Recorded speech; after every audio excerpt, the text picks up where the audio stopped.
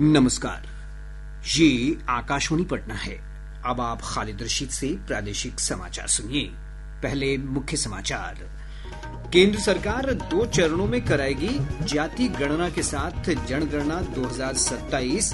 पहले चरण की अधिसूचना 16 जून को जारी हो सकती है। राज्य के निबंधित कारखानों में अब महिला कामगार सुबह 5 बजे से रात 10 बजे तक काम कर सकेंगी। आज विश्व पर्यावरण दिवस है। मुख्यमंत्री नीतीश कुमार ने आम लोगों से अपने परिसरों और आसपास पौधा लगाने की अपील की। और मौसम विभाग ने आज किशनगंज, अररिया, पूर्णिया और कटिहार जिले में कुछ स्थानों पर भारी बारिश का अलर्ट जारी किया। अब समाचार विस्तार से। केंद्र सरकार ने जनगणना 2027 को 2 चरणों में कराने का निर्णय लिया है। इसके साथ ही जाति गणना भी की जाएगी। जनगणना के लिए संदर्भ तिथि 1 मार्च 2027 होगी। गृह मंत्रालय ने कहा है कि लद्दाख और जम्मू कश्मीर, हिमाचल प्रदेश तथा उत्तराखंड के बर्फीले क्षेत्रों के लिए संदर्भ तिथि 1 अक्टूबर 2026 होगी। एक रिपोर्ट। जनगणना से संबंधित अधिसूचना इस महीने की 16 तारीख को आधिकारिक राजपत्र में प्रकाशित होने की संभावना है। अधिसूचना जारी होने के साथ ही जनगणना की प्रक्रिया शुरू हो जाएगी। इससे पहले यह जनगणना 2021 में 2 चरणों में आयोजित होनी थी, लेकिन देश भर में कोविड महामारी के प्रकोप के कारण जनगणना का काम स्थगित करना पड़ा था। भारतीय जनगणना की यह प्रक्रिया दुनिया की सबसे बड़ी प्रशासनिक और सांख्यिकीय प्रक्रिया में से एक है। इस जनगणना के जरिए देश की आर्थिक, सांस्कृतिक और सामाजिक स्थिति की बेहतर जानकारी सामने आएगी। इस जानकारी के आधार पर सरकार को लोगों के सामाजिक और आर्थिक उत्थान के लिए बेहतर नीति बनाने में मदद मिलेगी। सुपर्णा सैकिया के साथ आनंद कुमार, आकाशवाणी समाचार, दिल्ली। राज्य के निबंधित कारखानों में अब महिला कामगार सुबह 5 बजे से रात 10 बजे तक काम कर सकेंगी। हालांकि रात 10 बजे तक काम करने के लिए महिला की लिखित सहमति लेना अनिवार्य होगा। श्रम संसाधन विभाग ने इस संबंध में जारी अधिसूचना में कहा है कि नियोजित महिला कामगारों को लोकहित में यह छूट दी गई है। हालांकि यह प्रावधान बाध्यकारी नहीं होगा। जो महिलाएं रात 10 बजे तक काम करेंगी, उन्हें कारखाना लाने और ले जाने के लिए कारखाना प्रबंधन को परिवहन की सुविधा उपलब्ध करानी होगी। ग्रामीण विकास मंत्री श्रवण कुमार ने कहा है कि प्रधानमंत्री आवास योजना ग्रामीण के तहत बिहार में 48,95,000 आवास बांटे गए हैं।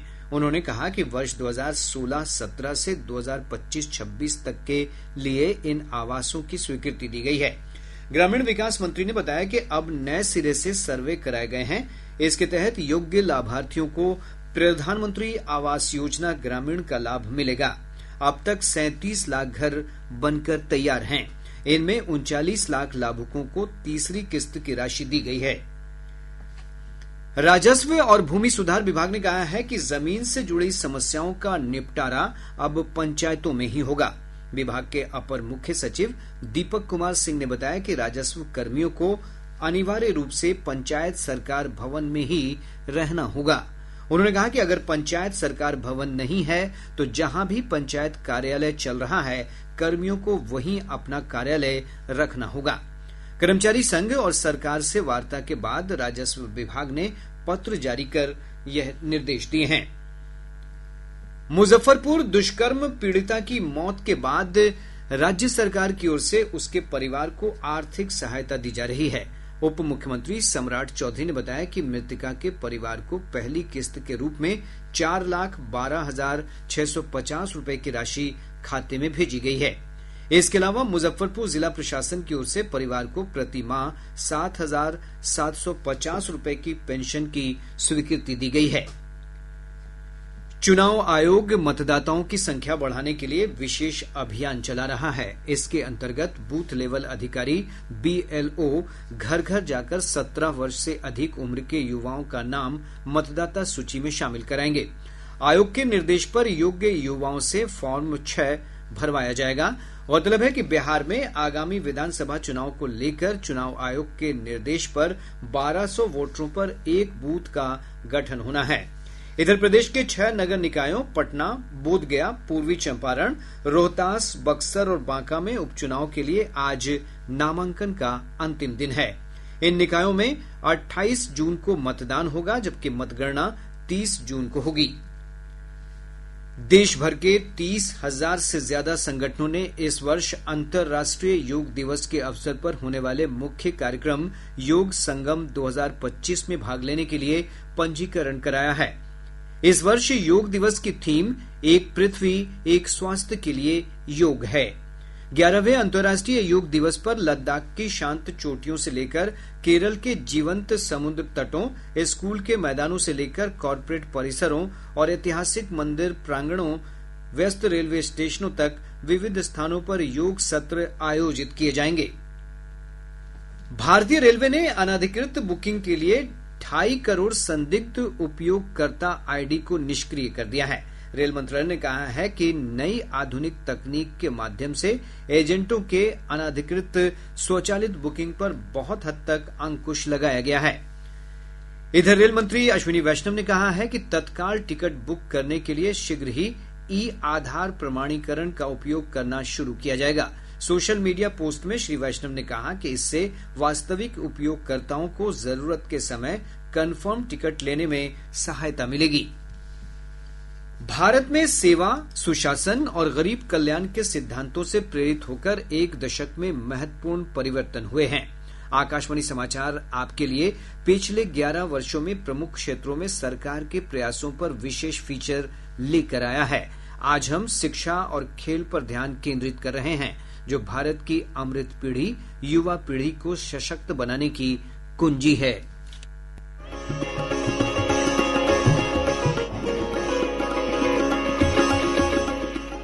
सरकार शिक्षा और खेल के माध्यम से युवाओं के भविष्य के सपनों की नींव रख रही है। शिक्षा के क्षेत्र में सरकार ने समग्र और समावेशी शिक्षा सुनिश्चित करने के लिए महत्वाकांक्षी रोड मैप तैयार किया है। राष्ट्रीय शिक्षा नीति 2020 के तहत सरकार का लक्ष्य है कि 2030 तक देश भर के स्कूलों में प्री स्कूल से माध्यमिक स्तर तक 100% और वर्ष 2035 तक उच्च शिक्षा में 50% नामांकन किए जाएं। वर्ष 2014 में देश के उच्च शिक्षण संस्थानों की संख्या 51,000 थी, जो अब बढ़कर 70,000 से अधिक हो गई है। इसमें आईआईटी, आईआईएम और एम्स जैसे शिक्षण संस्थान की संख्या अधिक है। पीएम श्री योजना के तहत देश भर में 14,500 स्कूलों का कायाकल्प किया जा रहा है। शिक्षा के साथ साथ खेल क्षेत्र भी सरकार की राष्ट्रीय प्राथमिकताओं में है। खेलो इंडिया अभियान के तहत देश भर में 1,000 से अधिक प्रशिक्षण केंद्र खोले गए हैं और 3,000 युवा खिलाड़ियों को सालाना 6 लाख रुपए से अधिक की मदद दी जा रही है। टारगेट ओलंपिक पोडियम योजना के तहत देश के शीर्ष खिलाड़ियों को विशेष प्रशिक्षण और संसाधन प्रदान किए जा रहे हैं। भारत ने पिछले 2 ओलंपिक में 13 पदक जीते हैं और पेरिस पैरालंपिक में रिकॉर्ड तोड़ 29 पदक अपने नाम किए हैं। भारत अपने युवाओं को पढ़ाई के साथ साथ उन्हें बड़े सपने देखना, तेज दौड़ना और कभी न रुकना भी सिखा रहा है। रईसुद्दीन रिहान, आकाशवाणी समाचार, दिल्ली।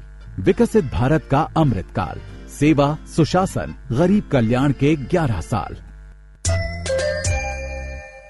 प्रादेशिक समाचार आप आकाशवाणी पटना से सुन रहे हैं। ताजा समाचारों के लिए आप हमारे एक्स हैंडल AIR_News_ पर जा सकते हैं। मौसम विभाग ने आज किशनगंज, अररिया, पूर्णिया और कटिहार में भारी बारिश को लेकर अलर्ट जारी किया है। इस दौरान 40 से 50 किलोमीटर की रफ्तार से हवा चलने की संभावना है। मौसम विज्ञान केंद्र पटना के अनुसार औरंगाबाद, कैमूर, गया और नवादा में मेघ गर्जन के साथ वज्रपात की भी आशंका है। दिनांक 5 जून 2025 को राज्य के उत्तर पूर्व भागों के 1 या 2 स्थानों पर मेघ गर्जन, वज्रपात और तेज हवा 30 से 40 किलोमीटर प्रति घंटा चलने की संभावना है। मौसम विभाग ने अपने पूर्वानुमान में कहा है कि अगले 4 दिनों तक प्रदेश के तापमान में 2 से 4 डिग्री सेल्सियस की बढ़ोतरी हो सकती है। प्रदेश में बाढ़ सुरक्षा और तटवर्ती क्षेत्रों की रक्षा के लिए बेगूसराय और पटना जिला के लिए 116 करोड़ रुपए की परियोजनाओं को मंजूरी दी गई है। जल संसाधन विभाग ने इन दोनों जिलों के लिए प्राथमिकता के आधार पर समय सीमा के भीतर कार्य पूरा करने का निर्देश दिया है।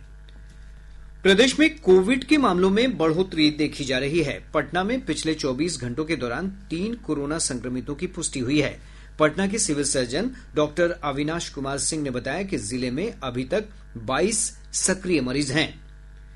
राज्य के सभी बीएड महाविद्यालयों में नए शैक्षणिक सत्र से नई राष्ट्रीय शिक्षा नीति की अनुशंसाओं को लागू करना अनिवार्य कर दिया गया है। राष्ट्रीय अध्यापक शिक्षा परिषद ने इस संबंध में राज्य सरकार को पत्र निर्गत किया है। पत्र में कहा गया है कि नए प्रावधानों के तहत शिक्षक शिक्षा संस्थानों का प्रदर्शन आधारित मूल्यांकन भी अनिवार्य होगा। विश्व पर्यावरण दिवस आज मनाया जा रहा है। प्रकृति और पृथ्वी के संरक्षण के लिए जागरूकता फैलाने के उद्देश्य से यह दिवस मनाया जाता है। इस वर्ष विश्व पर्यावरण दिवस का विषय है प्लास्टिक प्रदूषण को परास्त करना। इस अवसर पर देश और प्रदेश में कई कार्यक्रम आयोजित किए जा रहे हैं। प्रधानमंत्री नरेंद्र मोदी आज एक पेड़ मां के नाम पहल के तहत नई दिल्ली के भगवान महावीर वन स्थली पार्क में विशेष पौधारोपण अभियान का नेतृत्व करेंगे। इधर राजधानी पटना में मुख्यमंत्री नीतीश कुमार भी पौधारोपण करेंगे। मुख्यमंत्री ने सभी आमजनों से अपने परिसरों और आसपास पौधा लगाकर स्वच्छ पर्यावरण के निर्माण में योगदान की अपील की है। आज गंगा दशहरा है। मान्यता है कि आज ही के दिन गंगा नदी का धरती पर अवतरण हुआ था। इस दिन स्नान और दान का विशेष महत्व माना गया है। इस अवसर पर सुबह से श्रद्धालु पटना सहित राज्य के विभिन्न गंगा घाटों पर आस्था की डुबकी लगा रहे हैं। श्रद्धालुओं की सुरक्षा और उनकी सुविधा के लिए घाटों पर विशेष प्रबंध किए गए हैं। इधर पटना जिला प्रशासन ने सुरक्षा को देखते हुए आज और कल गंगा नदी में नावों के परिचालन पर प्रतिबंध लगा दिया है। गंगा दशहरा के पावन अवसर पर अयोध्या के श्रीराम जन्मभूमि मंदिर परिसर के प्रथम तल पर आज राजा राम और अन्य देवी देवताओं की मूर्तियों की प्राण प्रतिष्ठा की जाएगी। आज संपूर्ण क्रांति दिवस है। आज ही के दिन महान क्रांतिकारी और स्वतंत्रता सेनानी लोकनायक जयप्रकाश नारायण ने संपूर्ण क्रांति का नारा दिया था। इस अवसर पर राज्य भर में कई कार्यक्रम आयोजित किए जा रहे हैं। पटना के जेपी गोलंबर पर आयोजित मुख्य राजकीय समारोह में मुख्यमंत्री नीतीश कुमार जेपी की प्रतिमा पर माल्यार्पण कर उन्हें श्रद्धांजलि देंगे। फ्रेंच बॉक्सिंग विश्व कप में भाग लेने वाली भारतीय टीम में बिहार के 3 खिलाड़ियों का चयन किया गया है। और अब जिलों से प्राप्त संक्षिप्त समाचार। निगरानी की टीम ने कैमूर जिले के भगवानपुर थाने में पदस्थापित 2 दारोगा को रिश्वत लेने के आरोप में गिरफ्तार कर लिया। अब पटना से प्रकाशित प्रमुख समाचार पत्रों की सुर्खियां। आज के सभी समाचार पत्रों ने अलग अलग खबरों को प्रमुखता से प्रकाशित किया है। हिन्दुस्तान की सुर्खी है केंद्र सरकार का ऐलान, देश भर में 16वीं जनगणना का काम मार्च 2027 तक पूरा कर लिया जाएगा। दैनिक भास्कर ने लिखा है बेंगलुरु में आरसीबी की जीत के जश्न के बीच भगदड़, 11 लोगों की मौत। और अब अंत में मुख्य समाचार एक बार फिर। केंद्र सरकार 2 चरणों में कराएगी जाति गणना के साथ जनगणना 2027। पहले चरण की अधिसूचना 16 जून को जारी हो सकती है।